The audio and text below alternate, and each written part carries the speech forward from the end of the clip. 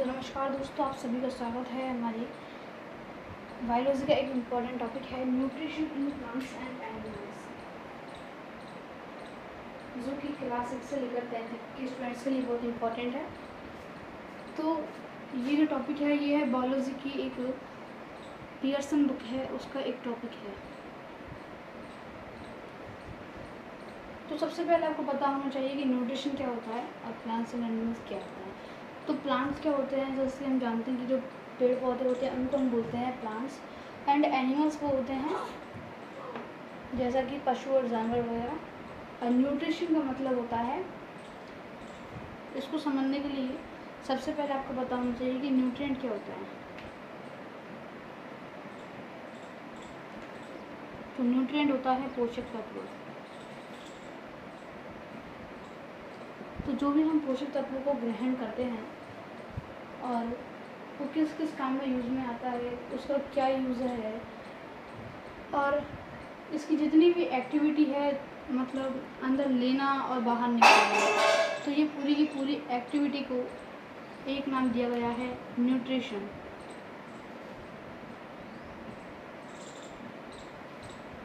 ठीक है, तो फिर हम बढ़ते हैं। सबसे पहले हम इसका पढ़ेंगे इंट्रोडक्शन। ये थोड़ा सिंपल इंट्रोडक्शन था, अब हम थोड़ा हाई वाला बुक वाला जो इंट्रोडक्शन है उसको पढ़ेंगे। मैंने हेडिंग डाल दी है इंट्रोडक्शन की।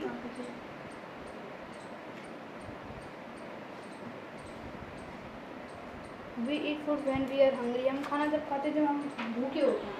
मतलब function of food is not only to satisfy our appetite. हमारी जो भूख को शांत करने के लिए ही हम खाना नहीं खाते हैं, बल्कि ऑल्सो टू प्रोवाइड एनर्जी। हम क्या करते हैं, फॉर एनर्जी। ठीक है, एनर्जी के लिए, एनर्जी के लिए हम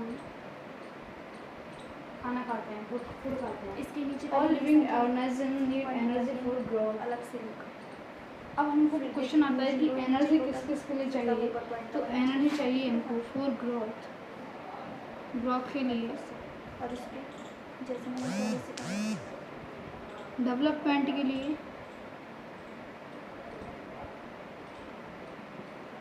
पहले कौन सा को बता, डिफेंस अगेंस्ट हार्मफुल सब्सटेंसेस हैं उनके लिए।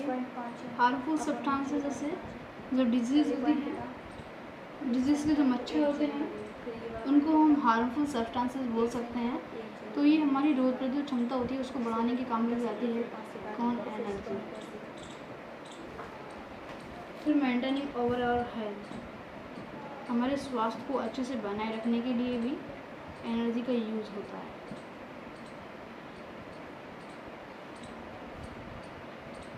आप चाहे तो लिख सकते हो, क्लियर दिख रहा होगा। Food around us of various type. जो फूड है, जो भोजन है, वो वेरियस टाइप का होता है।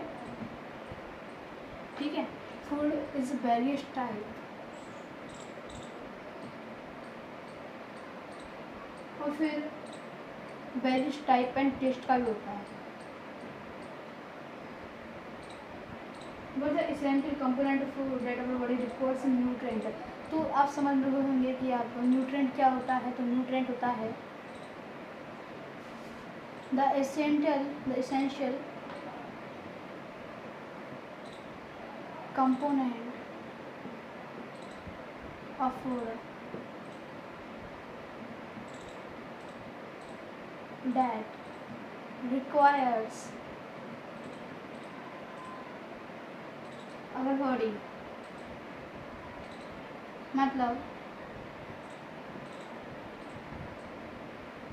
भोजन का वह महत्वपूर्ण अवयव, एसेंशियल महत्वपूर्ण और कंपोनेंट यानी अवयव घटक जो हमारी बॉडी को रिक्वायर होता है, यानी कि जिसकी हमारी बॉडी की आवश्यकता होती है। तो भोजन का वह अवयव जिसकी हमारी बॉडी को आवश्यकता होती है वो क्या कहलाता है, न्यूट्रिएंट। ओके,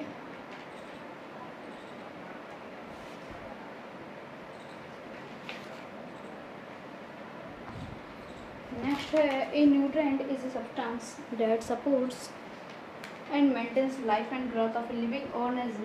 जो न्यूट्रिएंट होता है वो हमारी बॉडी को सपोर्ट करता है और उसको बनाए रखता है, और जो एक ऑर्गेनिज्म की जो लाइफ होती है उसको बढ़ावा देता है, यानी कि जो उसकी हाइट वगैरह है उसकी ग्रोथ करता है। फिर है न्यूट्रिशन। अब हम बात करेंगे न्यूट्रिशन की। तो न्यूट्रिशन क्या होता है? तो nutrition is the process by which an organism obtains nutrients required for its survival। मतलब है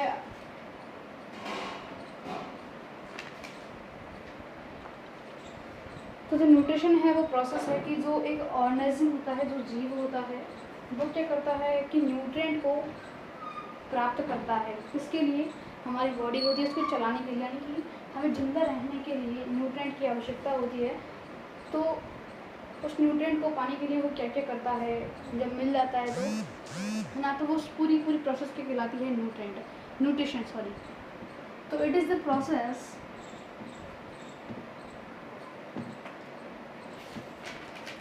by which organism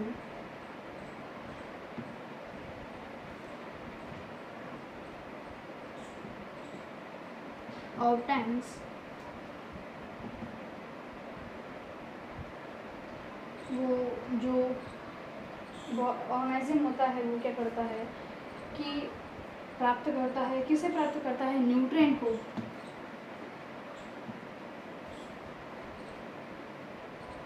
require for its survival.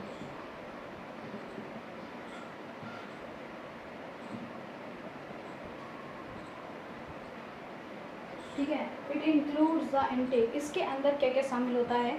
तो न्यूट्रिशन के अंदर 5 प्रोसेस होती है। ठीक है, 5 में सबसे पहला होता है इनटेक,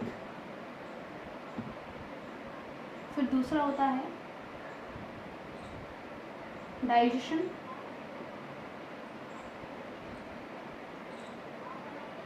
तीसरा होता है एब्जॉर्प्शन। अभी इन सब के बारे में मैं आपको बताऊंगा। फिर फोर्थ होता है यूजिंग फॉर बॉडी एक्टिविटीज़। फिर पांचवा होता है एक्सक्रीशन। तो आप समझ रहे होंगे, इनटेक का मतलब होता है कि अंदर ग्रहण करना। जो भी हम खाना खाते हैं तो सबसे पहले हम उसको अंदर ले जाते हैं, किसके जरिए? मुंह के जरिए, माउथ के जरिए। फिर क्या होता है, उसका डाइजेशन, जो हमने खाना खाया है उसका बचाव होता है। फिर उसमें अच्छे अच्छे पदार्थ होते हैं, उनको एब्जॉर्ब किया जाता है, तो उस प्रोसेस को हम बोलते हैं एब्जॉर्प्शन। फिर उसमें होता है यूजिंग फॉर बॉडी, जो हमने अच्छे पदार्थ अवशोषित किए हैं, एब्जॉर्ब किए हैं, उनका बॉडी के पार्ट्स के लिए यूज़ हो रहा है।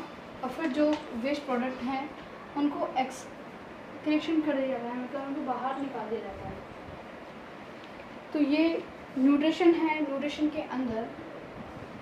के अंदर ये पांचों चीज़ शामिल होती है: intake, digestion, absorption, using for body activities, excretion. आपको वीडियो में कोई प्रॉब्लम हो तो हमारे वीडियो के कमेंट बॉक्स में बताइएगा। अब हम बात करेंगे the diet of an organism is what it eats. जो डाइट होती है एक ऑर्गेनिज्म की, इसका मतलब क्या होता है कि व्हाट इट ईट्स, जो ऑर्गेनिज्म है वो क्या खाता है। Food of an organism is largely determined by it's availability. जो ऑर्गेनिज्म का एक फूड होता है वो लार्जली डिटरमाइन होता है इसकी एबिलिटी के आधार पर। Poor diet can affect the proper functioning of the body. जो पुअर डाइट होती है वो अफेक्ट कर सकती है द प्रॉपर फंक्शनिंग को। In this chapter we will look at different types nutrients and the different modes of obtaining them. तो ये तो हमने बात की इंट्रोडक्शन की। अब ये पूरा इंट्रोडक्शन कंप्लीट होता है। अब हम बात करेंगे न्यूट्रिएंट्स की। तो मैंने हेडिंग डाल दी है कि न्यूट्रिएंट्स की, our body requires nutrients for proper functioning. हमारी जो बॉडी को जो न्यूट्रिएंट्स की आवश्यकता होती है, our body requires nutrients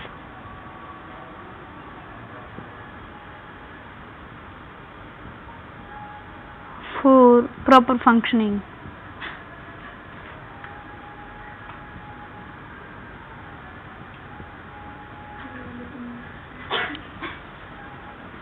On the basis of quantity required, nutrients are classified into 2 parts.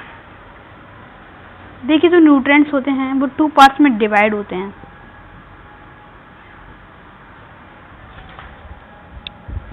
पहला तो होता है, लेकिन इससे पहले जो न्यूट्रिएंट्स होते हैं वो दो प्रकार में डिवाइड होते हैं।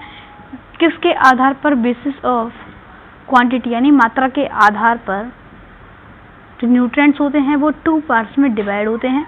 तो वो 2 पार्ट्स कौन कौन से होते हैं? एक तो होते हैं, इसके मेरे पास एक ट्रिक भी है यदि आपको याद ना हो तो, मैक्रो न्यूट्रिएंट्स, और ये है माइक्रो न्यूट्रिएंट्स।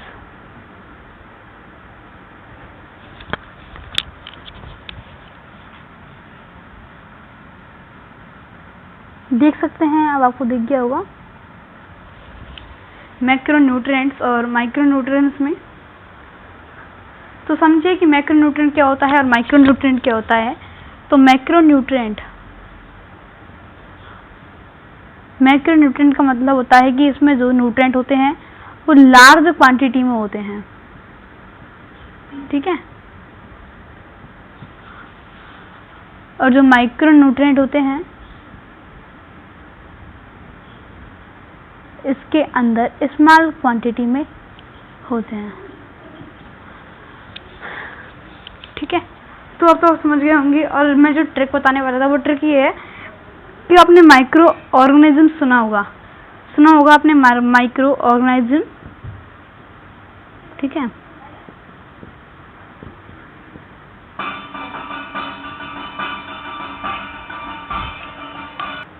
तो यहाँ पर जो माइक्रो ऑर्गेनिज्म होता है इसका मतलब क्या होता है? इसका मतलब होता है सूक्ष्म जीव। ये तो आपने सुना होगा और पढ़ा भी होगा।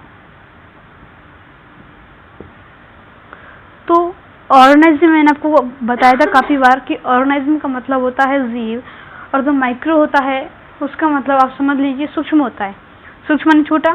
तो यहाँ पर जो माइक्रो न्यूट्रिएंट है मतलब छोटे वाले न्यूट्रिएंट, तो मतलब स्मॉल क्वांटिटी, और जो बचा है मैक्रो, उसमें होता है लार्ज क्वांटिटी। ये 2 वर्ड है, बस 2 वर्ड आपको याद करने हैं, मैक्रो और माइक्रो। ओनली बस एक डिफरेंस है इनके बीच में, यहाँ पर आई है, यहाँ पर ए है, और बाकी सब सेम है, ठीक है। तो अब ये समझ गए होंगे, अब तो उम्मीद करता हूँ मैं।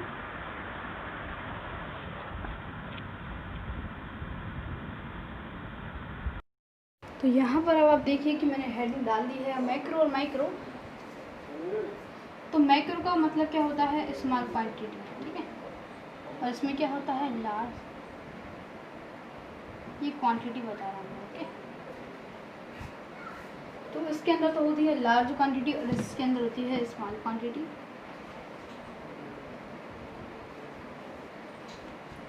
और एक और बात है, आपको इसके एग्जाम्पल पता होना चाहिए। तो मैक्रो के न्यूट्रिएंट के जो एग्जाम्पल है वो है कार्बोहाइड्रेट,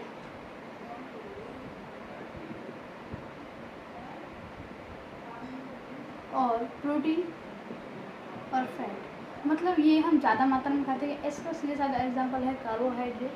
क्योंकि कार्बोहाइड्रेट में क्या आती है? रोटी। और रोटी वगैरह जो होती है, रोटी आपके हम चपाती बोलते हैं, मुझे पता नहीं है। तो चपाती आप ज़्यादा खाते हो कम खाते हो? ज़्यादा, मतलब जो चपाती होती है वो तो हम, मेरे ख्याल से तो शायद आधी किलो तो खा ही लेते होंगे, या फिर और 1/4 kg मान लीजिए आप, 250 ग्राम, और जितना भी हो हम कर लेते हैं। चलो 100 ग्राम मान लेते हैं, हम चपाती खा लेते हैं 100 ग्राम की। मतलब जो आटा होता है तो उसमें 100 ग्राम तो हमारे लिए लगता है। और जबकि जो माइक्रो न्यूट्रिएंट होते हैं उसमें क्या आता है? मिनरल्स और विटामिन। यदि आप मिनरल्स की बात करें, मिनरल्स में क्या आता है? काजू बादाम वगैरह। काजू बादाम पता है आपने कितना खाते हैं? ओनली 5 ग्राम, ओनली 5 ग्राम। मतलब ये तो है 100 ग्राम और ये 5 ग्राम,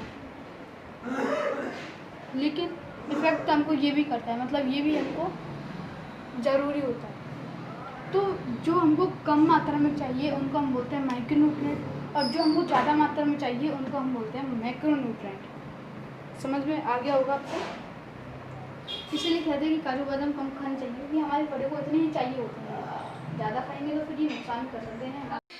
ये अब पार्ट 1 है, आगे की बात हम पार्ट 2 में करेंगे। इसलिए हमारे को सब्सक्राइब कर दे और बेल आइकन को प्रेस कर दे।